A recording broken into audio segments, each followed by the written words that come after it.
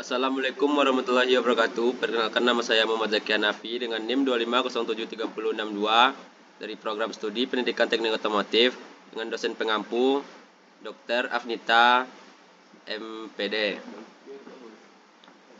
Di sini saya akan mempresentasikan artikel saya yang berjudul Integrasi Kompetensi Kendaraan Listrik dalam Kurikulum Pendidikan Teknik Otomotif.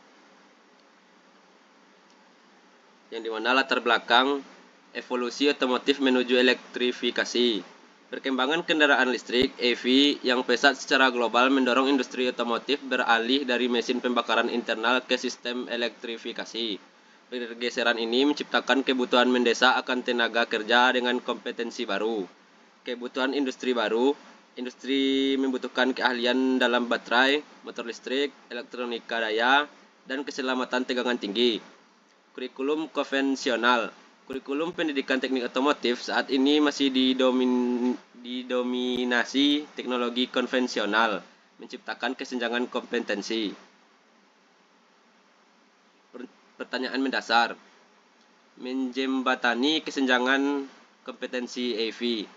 Artikel ini berupaya menjawab pertanyaan krusial mengenai integrasi kompetensi kendaraan listrik dalam kurikulum pendidikan teknik otomotif. Yang pertama, integrasi kompetensi, yaitu bagaimana kompetensi kendaraan listrik dapat diintegrasikan ke dalam kurikulum pendidikan teknik otomotif. Yang kedua, kebutuhan industri, itu kompetensi apa saja yang dibutuhkan industri EV saat ini. Ketiga, tantangan dan peluang, itu apa tantangan dan peluang implementasi kurikulum berbasis EV di pendidikan vokasi. Tujuan penulisan, itu membangun kurikulum EV yang relevan. Artikel ini bertujuan untuk memberikan panduan komprehensif dalam mengintegrasikan kompetensi EV ke dalam kurikulum pendidikan teknik otomotif. 1.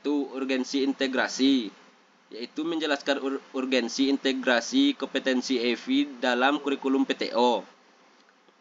Kedua, identifikasi kebutuhan, yaitu mengidentifikasi kebutuhan kompetensi baru di bidang kendaraan listrik. Yang ketiga, analisis tantangan dan peluang, yaitu menganalisis tantangan dan peluang penerapan kurikulum EV. Yang keempat, usulan model konseptual, yaitu mengusulkan model konseptual integrasi kompetensi EV yang relevan. Ringkasan pembahasan. Kebutuhan kompetensi EV. Industri kendaraan listrik menuntut keahlian spesifik yang harus diakomodasi dalam kurikulum pendidikan teknik otomotif.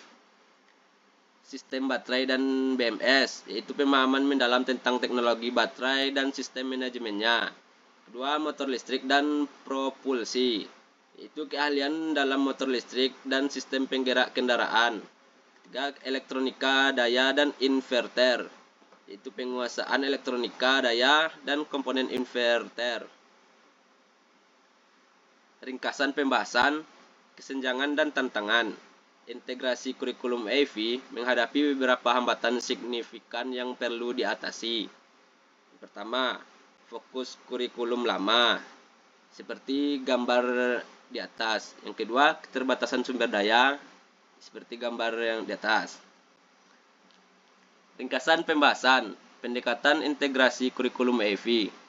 Berbagai strategi dapat diterapkan untuk mengintegrasikan kompetensi kendaraan listrik ke dalam kurikulum pendidikan.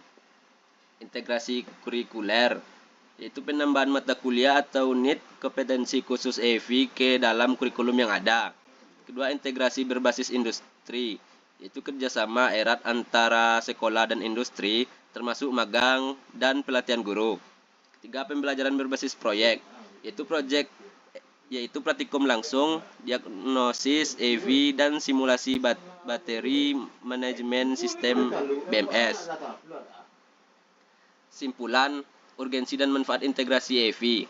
Integrasi kompetensi kendaraan listrik adalah langkah krusial untuk masa depan pendidikan teknik otomotif.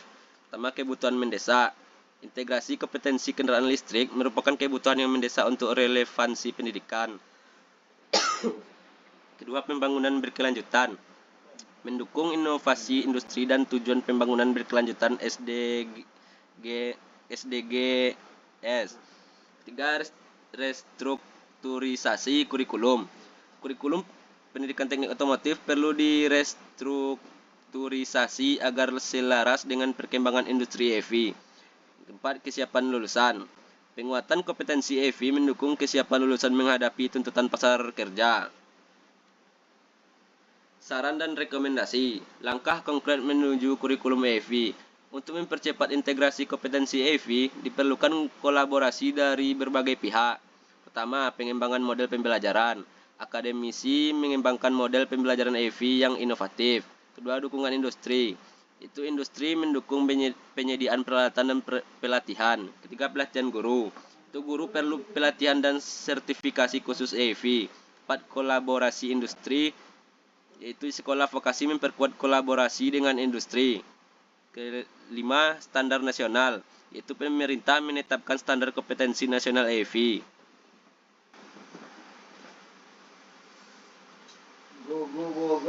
Baik, sekian video dari saya. Assalamualaikum warahmatullahi wabarakatuh.